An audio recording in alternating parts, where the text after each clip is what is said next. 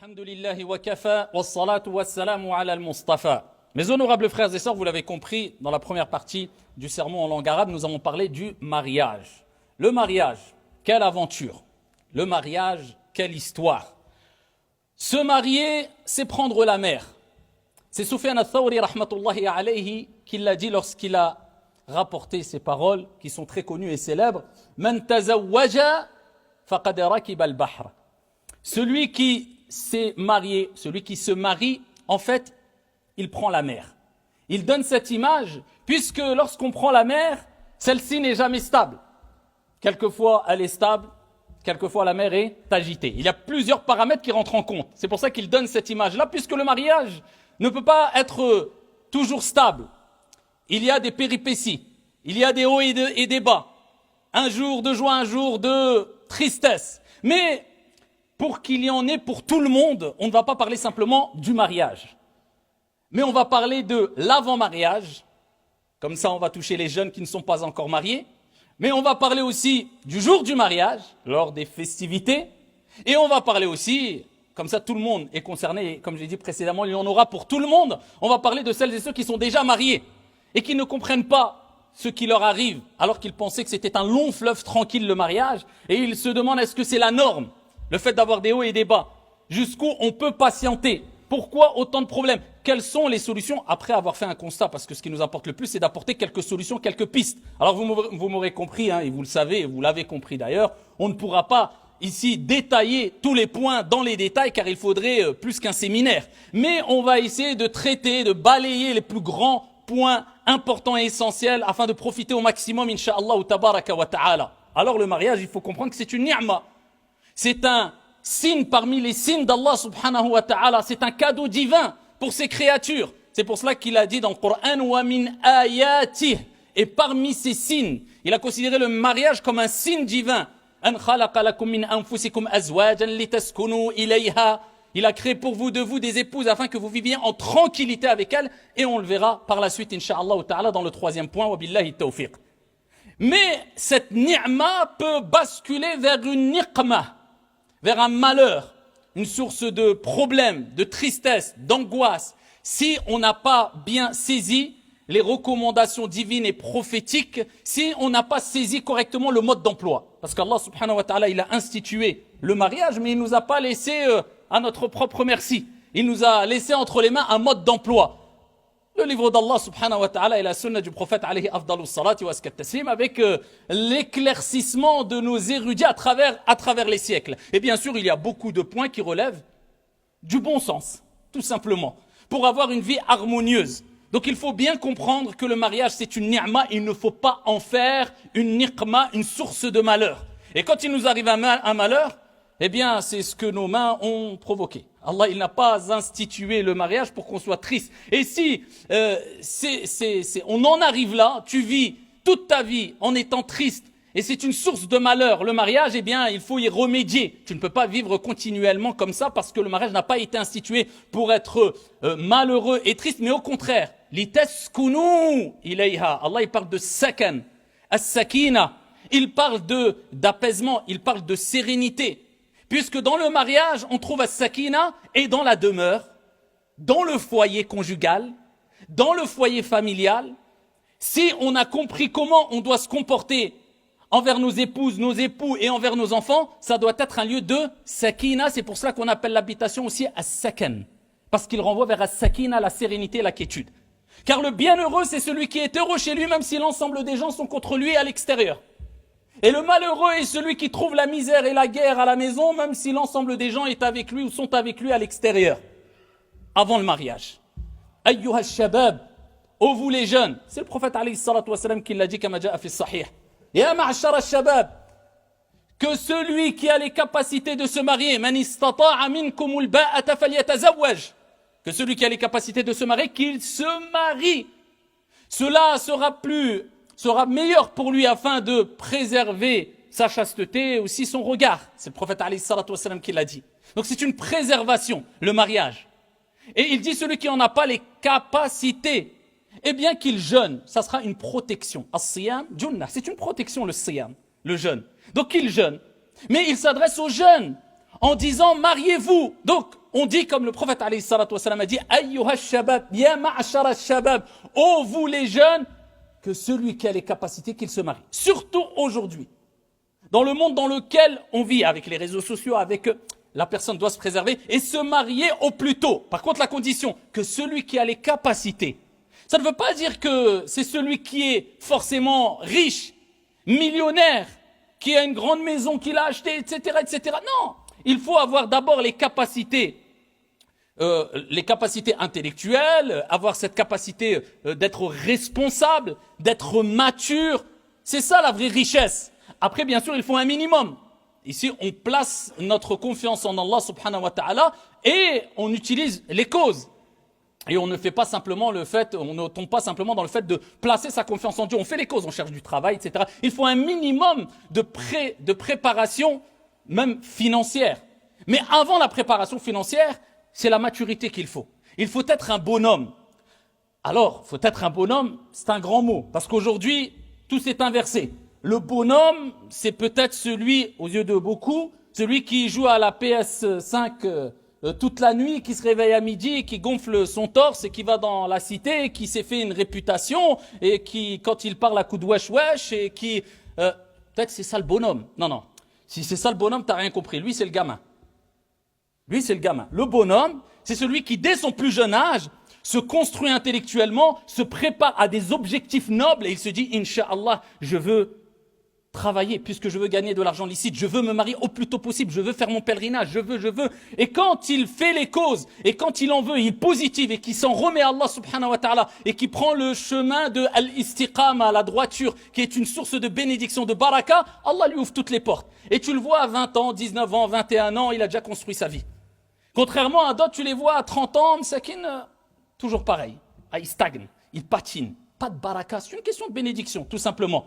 Donc là, on parle de maturité. Si la personne a un minimum, fait les causes, financièrement, il est stable, religieusement et intellectuellement, il est mature, marie-toi. N'aie pas peur. Oui, mais je n'ai pas assez d'argent, j'ai un travail, mais c'est limité. Allah, il répond. Et Allah subhanahu wa ta'ala, il nous dit dans le Coran al-Karim, in yakunu fuqara, s'ils sont pauvres, Allah les enrichira min fadlihi, de par sa grâce. Abu Bakr as-Siddiq radiyallahu anhu wa arda, lorsqu'il a parlé de ce verset coranique, il dit celui qui obéit à son Seigneur tabaraka wa ta'ala dans l'ordre, concernant l'ordre du mariage et le comportement qu'il doit avoir, etc., etc., eh bien Allah subhanahu wa ta'ala remplira sa promesse qui est le fait de l'enrichir. In yakunu fuqara, s'ils sont pauvres, Allah les enrichira de par sa grâce. Toi, il t'est demandé de craindre ton Seigneur tabaraka wa ta'ala et d'avoir une bonne intention. Je me marie pas parce que c'est la mode, je me marie pas parce que je tape un coup de délire, je me marie pas. Non, j'ai compris que le mariage c'est une ibada, un acte d'adoration. Je sais très bien qu'il faut que je me prépare à affronter les épreuves de cette vie et pour cela, j'ai besoin d'un soutien, mon épouse, ma future épouse. Et l'épouse a besoin d'un soutien, mon mari, mon futur époux. Car ici, l'homme et la femme peuvent plus facilement surmonter les épreuves de la vie lorsqu'ils sont en couple. C'est un soutien, c'est une entraide. Et c'est pour cela qu'il est important d'essayer de se marier le plus jeune pour continuer à se construire ensemble. Bien sûr qu'il y aura des points qui seront pas encore, on n'aura pas acquis une certaine maturité sur certains points, mais tu te construis avec ton épouse au fur et à mesure, tant que tu as les bases, les bases. Et pour cela, on rentre par la porte, pas par la fenêtre. On fait les choses dans les règles. Parce qu'il faut bien comprendre une chose. C'est lorsque nous sommes confrontés à un péché. On fait tous des péchés. On fait tous des péchés. Mais l'intelligent, la personne qui craint son Seigneur, s'efforce de toujours délaisser les grands péchés. Ça, il doit être intransigeant avec son âme. Et les petits péchés, il doit s'en écarter au maximum, puisque les montagnes ne sont faites que de petites pierres. Un petit péché, et après on tombe dans un grand péché. Shaitan, il te tire petit à petit. Il te connaît très bien. Ash-Shaytan, c'est ton ennemi. Mais tu n'as pas qu'un ennemi. Tu as aussi un nafs. Ici, tu as Ash-Shaytan qui te lance al-wasawis, les insufflations sataniques. Mais il y a il y a l'âme aussi qui te lance ces insufflations sataniques aussi. Et ces mauvaises, ici, insufflations. Donc, tu as deux ennemis. Donc, en tout cas, il faut que tu essayes de te marier au plus tôt, tu essayes de te préparer, tu essayes de t'éloigner au maximum de tout ce qui est interdit et tu essaies de faire les choses dans les règles de l'art. Tu rentres par la porte, pas par la fenêtre, vous connaissez, vous savez de quoi je parle, il n'y a pas besoin de faire de dessin. Donc tu fais les choses dans les règles de l'art. Et ici, il faut que tu aies des critères quand tu veux te marier. Et alors le prophète alayhi salatu wassalam, encore une fois, je ne rentre pas dans les détails, je survole les grands points les plus essentiels, wa billahi tawfiq. Il nous a donné 2 hadiths qui valent plus que de l'or et qui sont en mode d'emploi. Pour la femme et pour l'homme, pour l'époux et l'épouse ou la future épouse et le futur époux. Il dit alayhi salatu wassalam, idha atakum man tardawna dinahu wa khuluquhu fazawwiju. C'est aussi simple que ça. Si quelqu'un vient à vous, donc il veut se marier, et que vous agréez, vous êtes satisfait de quoi? Sa religion et son comportement, fazawwiju. Mariez-le. Faut pas attendre, faut pas tergiverser, faut pas... Voilà. Mais le prophète, il n'a pas parlé que de la religion. Pourquoi il a parlé de la religion et du comportement, bien que le comportement fait partie de la religion? Il sépare pour donner de l'importance au comportement. Et on a parlé la semaine dernière du comportement et de l'importance du comportement jusqu'à ce que le prophète, sallallahu alayhi wa sallam, a dit, il n'y a rien de plus lourd dans la balance du croyant au jour de la résurrection que husnul khuluq, le bon comportement. Celui qui a beaucoup de science, beaucoup de connaissances, il n'a pas le bon comportement, en fait, ça ne servira presque à rien, bien plus que cela, ça sera sûrement un argument contre lui, plus que pour lui au jour de la résurrection, malheureusement, cette science, puisque ça ne sera pas une science bénéfique. Donc il dit le comportement. Donc toi, tu analyses, tu regardes, est-ce que c'est un homme qui a des bonnes moralités, un bon caractère, un bon comportement, et aussi sa religiosité. Il a dit, idha atakum man tardawna dinahu, maintenant au moment présent. Puisqu'il y a des gens qui basent leurs décisions sur des suppositions. Oui, mais peut-être qu'il va commencer à être mieux. Oui, mais elle m'a promis qu'elle allait s'améliorer, qu'elle allait commencer la prière, qu'il allait... Non. Le prophète, alayhi salam, il te dit, écoute, ça c'est des suppositions. Wallahu a'lam. Toi, ne prends pas de risques. C'est un mariage, c'est pour une vie. Tu prends des risques pour un mariage? Donc toi, base-toi sur ce que tu vois, ce qui est concret. Est-ce que la personne, l'homme, craint son Seigneur, tabaraka wa ta'ala, des bonnes moralités, un bon caractère, un bon comportement avec les créatures, avec son créateur? Regarde le comportement, le caractère, et regarde la religiosité. Et là, tu peux espionner un peu, faire une petite enquête. Est-ce que c'est une personne connue pour Al-Jama'? Est-ce que c'est une personne connue pour sa piété? Est-ce que c'est une personne... Voilà. Donc, quand tu vois ces deux aspects-là qui sont réunis, eh ben, c'est un bon signe. Et parmi les critères qui te permettent de voir si c'est vraiment une personne fiable ou pas, homme ou femme d'ailleurs, eh bien, les textes nous rappellent de regarder aussi son entourage, la famille. Ça ne trompe pas. Puisqu'il faut bien comprendre une chose. C'est que, comme disait Ali, certains attribuent la parole à Ali, radiyallahu anhu warda, mais beaucoup de personnes experts dans l'éducation des enfants, etc., rapportent aussi ces paroles similaires. De 0 à 7 ans, l'enfant, en général, on joue avec lui. C'est l'âge de l'amusement. De 7 à 14 ou 15 ans, c'est l'âge de l'éducation. De 15 à 21 ans, bah voilà, c'est entre guillemets, tu l'accompagnes, tu en fais ton ami, mais tu l'accompagnes toujours, tu le conseilles, etc. À 21 ans, laisse-le agir à sa propre guise. Tu es toujours là, tu es un conseiller, tu es toujours son père, il n'y a pas de c'est bon, j'ai 30 ans, tu me laisses faire ma vie. Non, nous, en tout cas, je sais pas, moi, j'ai jamais entendu ça chez nous.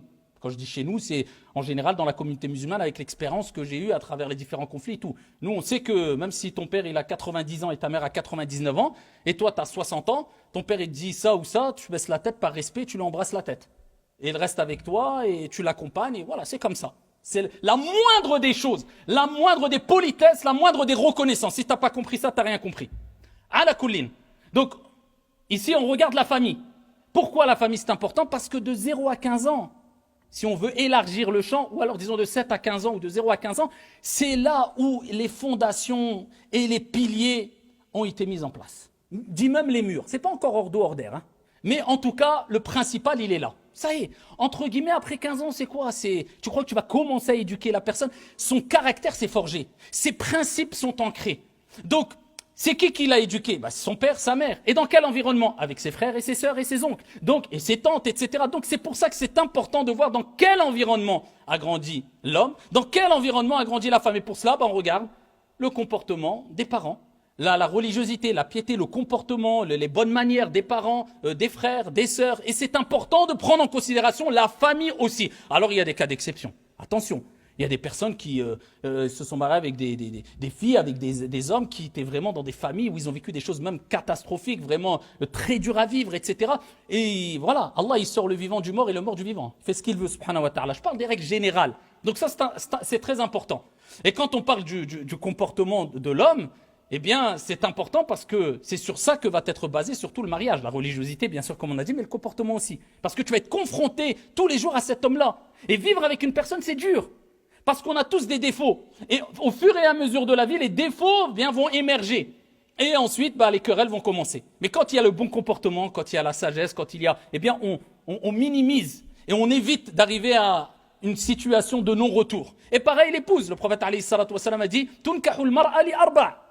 L'épouse, la femme, on se marie avec elle pour 4 choses en général. L'imaliha en général.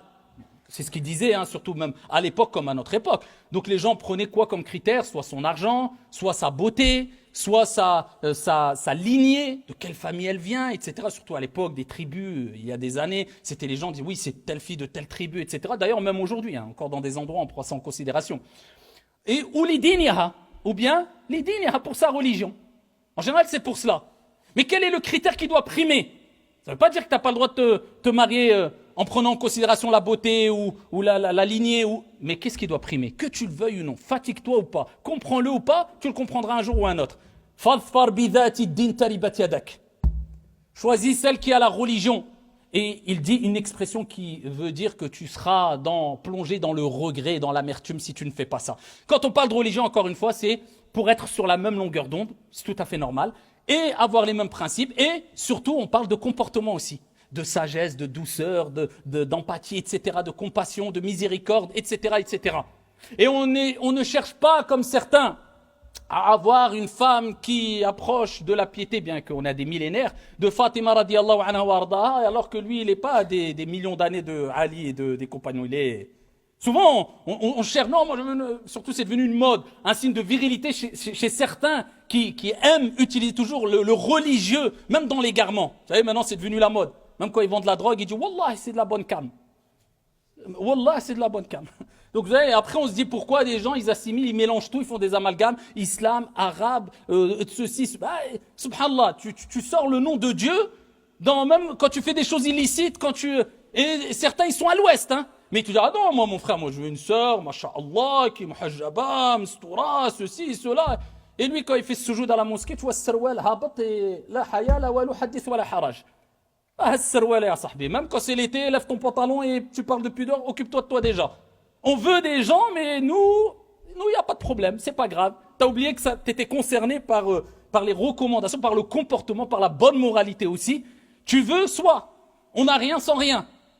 Et tu auras que ce que tu mérites de toute manière. Al-khabithatu lil-khabithina wal-khabithuna lil-khabithat wat-tayyibatu lit-tayyibina wat-tayyibuna lit-tayyibat. Comme Allah dit dans le Coran, plusieurs explications. Certains parlent de paroles, d'autres disent que c'est les bons avec les bonnes, les mauvais avec les mauvaises. Ala kulli hal.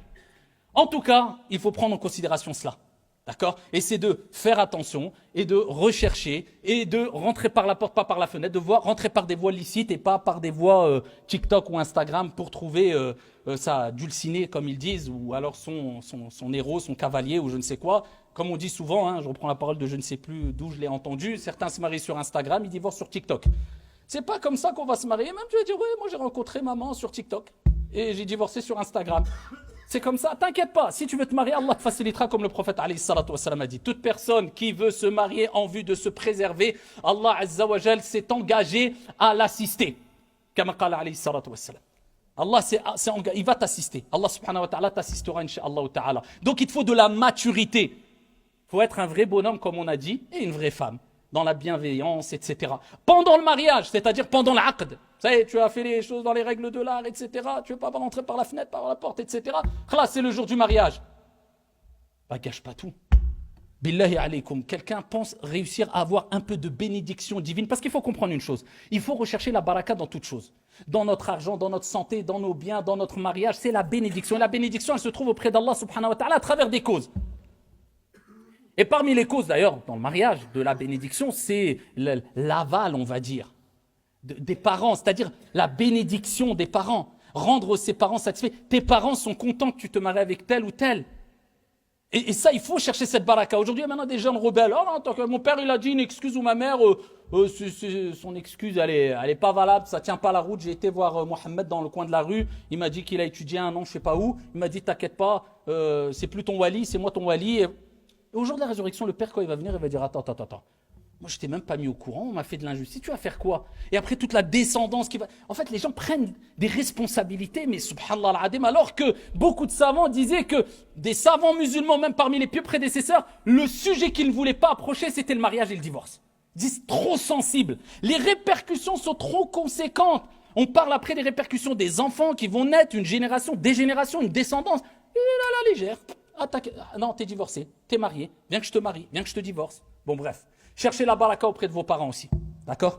Et concernant le jour du mariage, si vous croyez trouver la baraka en louant des voitures et en faisant la fiesta et des dérapages et en mettant la vie d'autrui en péril, en faisant les fous avec sa voiture, alors qu'on veut construire une étape de sa vie sans prendre conscience qu'on met la vie des autres en danger, passer devant la mairie, passer en centre-ville, bloquer les routes, mettre la musique à fond, danser.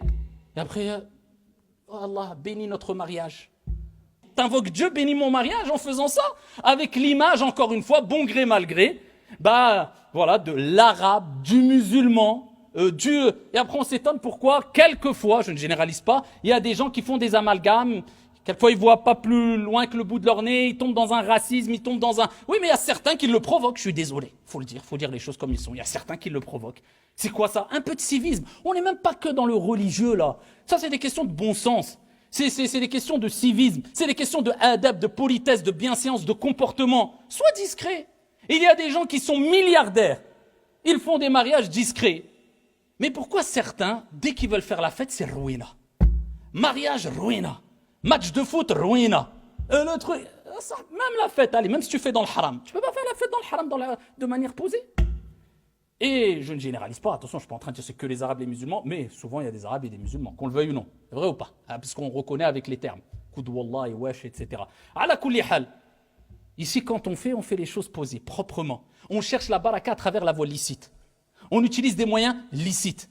On fait son contrat de mariage à la mairie, puisqu'on est dans une époque aujourd'hui où maintenant tout est administratif, il faut prouver son mariage pour l'héritage, pour ses enfants, pour retranscrire, pour le pèlerinage.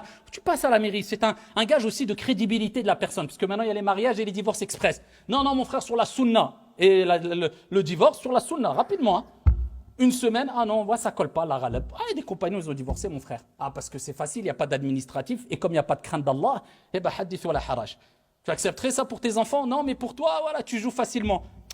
Gage de crédibilité, passe à la mairie, ton acte, fais ton acte, le aqd shar'i, voilà, tu fais ton contrat de mariage musulman aussi, avec les témoins, etc., dans les règles de l'art. Et ensuite, bien sûr, ce qui relève de la sunna après le aqd, c'est la consommation du mariage. Et ensuite, al-walima. Al-walima, c'est ce repas qui est une source de baraka aussi, comme le prophète alayhi salatu wa salam a dit. Et c'est bien d'inviter aussi les pauvres. Les gens démunis. C'est pas tu fais un mariage avec une extravagance telle que tu gaspilles des millions et tu prends ton argent, va au hajj ou à la umrah et fais un mariage, il n'y a pas de mal, mais dans les règles de l'art, dans le licite, dans le halal, avec une certaine éthique, avec tes principes, etc., etc. Et tout cela, c'est connu, vous n'avez pas besoin ça, il n'y a pas besoin de faire de film par rapport à ça. Comme les droits et les devoirs de l'époux et l'épouse, c'est connu. Bien sûr, pour avoir un mariage stable, il faut que l'homme connaisse ses droits, parce qu'il a des droits, et ses devoirs. Comme l'épouse, elle doit connaître ses droits, elle a des droits et ses devoirs. Et ça, c'est connu, et je vous renvoie vers tous les livres de jurisprudence et sur le mariage, etc. Les droits et les devoirs de l'homme et de la femme sont connus. Et attention, on n'utilise pas ces droits pour en faire un match de boxe. Ah, regarde, t'as fait ça, le prophète a dit. Ah, regarde, t'as fait ça, Allah a dit. Ça, c'est le cadre. Après, il faut avoir ces comportements de bienséance, d'indulgence, de patience, voilà. C'est à toi de faire l'effort et de ne pas rester basé que sur une guéguerre à travers les versets ou à travers les hadiths. Il faut de la maturité, il faut de la patience. Et on a toujours tendance à croire que l'herbe est plus verte ailleurs. Partout, il y a des hauts et des bas. Même quand vous connaissez le texte où un homme a voulu se plaindre des conflits qu'il avait chez lui et des problèmes avec son épouse. À Omar ibn al-Khattab radiyallahu anhu arda. Wa ma adraka ma Omar. Et quand il approche de chez Omar, il voit que chez Omar aussi, ça ne va pas. Il entend des querelles, etc. Il dit, si Omar, il y a ces problèmes, c'est pas moi qui vais me plaindre. Il fait demi-tour, Omar le rappelle. Et ici, il lui dit, pourquoi t'es venu, etc. Conflit, j'abrège, dans le sens. Et Omar lui a rappelé, ici, qu'il fallait patienter, puisque la vie, de toute manière, elle est courte. Et qu'il y a des hauts et des bas, et que c'est normal. Et il a rappelé les qualités de la femme qu'elle a. Et l'homme a des qualités, la femme a des qualités, et kada. C'est comme ça de dunya. Si vous pensez que tous les mariages sont bâtis que sur je t'aime, tu m'aimes, parce que tu as regardé trop de séries TV, ou alors tu crois que le monde virtuel des réseaux, c'est un monde réel, alors que c'est que du fake, comme vous savez. Parce que si, juste ne serait-ce que les filtres n'existaient pas sur les réseaux sociaux, je ne pense pas que les 99% de jeunes seraient sur les réseaux sociaux. Parce qu'ils seraient face à la réalité. Mais là, il y a les filtres qui t'embellissent tout, hein, l'homme comme la femme, comme les situations, etc. Ala kulli hal. Donc c'est normal, il y a des hauts et des bas. Et donc, pour le mariage, eh bien ici, il faut faire les choses dans les règles de l'art. Al-walima, tu invites des gens, ensuite la consommation du mariage, ensuite ici tu fais la fête, etc. Mais il faut faire les choses dans les règles de l'art et pas faire n'importe quoi. Et ça, c'est un message aux jeunes qui ont hâte de se marier, de faire une grande fête qui va attirer l'aïn et qui va attirer des critiques et qui va attirer « préservez-vous ». Et le jour du mariage aussi, eh bien on craint Allah subhanahu wa ta'ala, c'est tout à fait normal. On cherche toujours la bénédiction. Regardez les 2 jours de fête pour les musulmans, de fêtes religieuses je parle, eh bien dans l'année c'est Eid al-Fitr et Eid al-Adha. Et le prophète il nous a recommandé d'être très joyeux, d'exprimer sa joie. Il n'y a pas de mal de s'offrir des cadeaux, de donner de l'argent aux pauvres, de partager sa viande de l'Adha, etc., etc. Zakat al-Fitr, on la partage. C'est un jour où il faut vraiment exprimer au maximum sa joie. Mais on commence cette journée-là avec quoi? As-salah, très tôt le matin. C'est comme si Allah nous rappelait que ne cherchez pas le bonheur et la joie en dehors de votre bonne relation avec votre Seigneur. La joie, elle se trouve en passant par as-salah, par al-ibadah. Donc le jour du mariage, n'oublie pas as-salah. Et le jour du mariage, n'oublie pas tes principes aussi. Et après le mariage, et là c'est pour celles et ceux qui sont mariés et qui vivent des hauts et des bas, des tempêtes, des orages, hein, presque il va tomber de l'embarcation, du bateau, il ne sait pas s'il sait nager ou pas, est-ce qu'il va se noyer ou pas. Ça on pourra en parler des heures et des heures, mais on résume avec la parole de Soufiane al-Thawri. S'il le dit il y a des années, c'est que c'est pas pour rien. Quand il dit « Man tazawwaja faqad rakiba al-bahr » celui qui se marie, il a pris la mer. Pourquoi? Parce que la mer, elle est calme, c'est attirant, ça fait du bien, c'est reposant. Et on a tous envie de prendre la mer. Mais, par contre, quand tu prends la mer, il faut une préparation. Il faut les gilets de sauvetage. Parce que la situation peut se retourner. Il peut y avoir des intempéries. Il peut y avoir la mer qui s'agite. Et si tu te retrouves dans la mer, peut-être tu ne sais pas nager. Même si tu sais nager, il faut des gilets. Il faut une bonne embarcation. Choisis le bon bateau. Il faut regarder la météo. Et ben tout ça, c'est l'image du mariage aussi. Hein, tu regardes les autres paramètres, la météo, est-ce que ça va être favorable ou pas? Regarde la famille. Est-ce que ça va être favorable ou pas? On revient avant le mariage. Eh bien, tu prends tes précautions, gilet de sauvetage, etc. Donc, il faut que tu aies une formation. Comme ça, si ça va mal, tu ne mets pas tout en l'air. Et si tu es amené à tomber du bateau parce qu'il y a des intempéries, parce qu'il n'y a pas le choix, soit tu sautes du bateau, soit tu meurs. C'est le divorce. Il y a des moments où il n'y a pas le choix. Au moins, tu peux te reconstruire parce que tu as ton gilet de sauvetage, tu as pris tes précautions, tu as fait les causes comme il fallait, tu as pris un bon bateau, tu n'as pas pris une petite barque avec plein de trous, tu t'es préparé. Eh bien, ici, voilà, tu peux t'en sortir. Et tu refais les choses dans les règles de l'art. Mais certaines personnes, quand ça ne va pas bien dans le mariage, eh bien, c'est pas, il saute avec le gilet de sauvetage, il pense à lui. Non, il attend, il regarde l'autre personne, avant qu'elle mette son gilet de sauvetage, il le pousse dans l'eau pour qu'elle se noie. C'est ça ce qu'on voit, les guerres après le mariage, la guerre mondiale. Et on utilise les enfants, on utilise ça, il n'y a plus de principe, on a tout oublié le bien. Tu t'es marié dans le bien, avec l'amour d'Allah et de son messager, avec le comportement qui allait avec, eh bien, un divorce dans le bien. C'est tout. Pourquoi c'est aussi compliqué que ça? Pourquoi la crainte d'Allah subhanahu wa ta'ala disparaît? Ça, c'est un signe de l'hypocrite. Le prophète alayhi salatu wassalam, quand il dit les critères de l'hypocrite ou les signes de l'hypocrite, parmi les signes de l'hypocrite, wa idha khasama fajar. Quand il se dispute, il perd toute moralité. Il tombe dans la perversité, il tombe dans les insultes. Il n'y a plus de règles, il n'y a plus de crainte d'Allah subhanahu wa ta'ala ou autre. Et ça, c'est catastrophique. Et le mariage, comme je vous ai dit, il y a des hauts et des bas. Et pour préserver le mariage, il y a 2 choses principales qu'il faut retenir. Pour ne pas m'attarder, parce qu'il faudrait des heures et des heures, mais 2 choses principales. La première des choses, comme je vous ai dit, connaître ses droits et ses devoirs. Et essayer au mieux de les mettre en application. D'accord? Et savoir, comme je vous ai dit tout à l'heure, tous les couples, dans toutes les familles, il y a des hauts et des bas. C'est normal, c'est la normalité. Ne vous croyez pas que, oh là là, moi j'aurais aimé, ou alors encore une fois, je reviens vers les réseaux, ceux qui vous vendent qu'on est le couple parfait, on est... vous avez compris de toute façon aujourd'hui que c'était des gros mythos. D'accord? Et la deuxième des choses, c'est, retenez ça, et ça je pense que c'est le meilleur des conseils. At-taraful. C'est pas le rafla. At-taraful. C'est ce que nous a recommandé le prophète alayhi salatu wassalam. C'est ce que nous ont recommandé tous les sages à travers les siècles. C'est tarafoul en quelques mots ou en d'autres mots, si on veut parler du sens, c'est fermer les yeux. Si tu cherches à chaque fois les défauts de ton conjoint ou de ta conjointe, ou bien de manière générale de ton frère ou de ta sœur, wallahi tu resteras seul. Non seulement sans mari, sans femme, mais aussi sans amis. Que tu le veuilles ou non. Tu ne peux pas ici te focaliser sur les défauts des gens parce que tout le monde en a et toi le premier. Donc il faut agir avec at-taraful. C'est-à-dire, bon, quand tu sais que ça ne va pas avoir un impact catastrophique, c'est pas catastrophique, elle a eu un défaut, il a glissé, elle a glissé, elle a... Ouais, ferme les yeux, bon, c'est pas grave, voilà. Mais attention, de ne pas rentrer dans l'exagération et tomber dans le rafla. C'est-à-dire que là, tu es en train d'alimenter le comportement de ton époux qui ne cesse d'avoir des défauts et des déficiences et des négligences qui font qu'il tombe dans des grands péchés ou qui te fait une injustice quelconque ou qui. Non, là, il faut l'arrêter, il faut le conseiller, il faut l'accompagner avant que ça s'empire parce que toi, en voulant faire le bien, tu fais le mal. Tu es en train d'alimenter le mal envers la personne. C'est comme un enfant. Eh bien, si à chaque fois tu dis « Ouais, mais m'skin, mais je l'aime bien. Ouais, mais je ne vais pas lui dire arrête. Ouais, mais ça me fait mal au cœur. » À la fin, ça va devenir un enfant roi rebelle. Le jour où toi, tu vas lui dire non, il va se rebeller contre toi, il va t'insulter même à 10 ans, même à 15 ans. Parce que tu croyais faire le bien, mais tu l'as surprotégé, tu lui as donné tout ce qu'il voulait. Mais pour son bien, quelquefois, il faut lui dire non. Quelquefois, il faut l'éduquer. Quelquefois, il faut lui donner des conseils dont son âme n'accepte pas, quelquefois, etc. Eh bien, c'est pareil dans le couple. Mais en général, quand c'est des petites erreurs, ici et là, quand ce n'est pas grave, eh bien, ferme les yeux. Te prends pas la tête, te casse pas la tête. Sinon, tu t'en sortiras pas. Et à ce moment-là, tu vivras ce verset coranique wa min ayati. Et parmi ces signes, an khalaqa lakum min anfusikum. Il a créé de vous pour vous azwajan litaskunu ilayha. Des épouses afin de vivre dans le couple dans la sérénité, dans la tranquillité. Wa ja'ala bainakum mawaddatan wa rahma. Et il a mis entre vous de l'affection et de l'amour. Inna fi dhalika la ayat. Il y a en cela des signes. Liqawmi yatafakkarun. Pour les gens qui réfléchissent. Hada wa sallu wa sallimu rahimakum.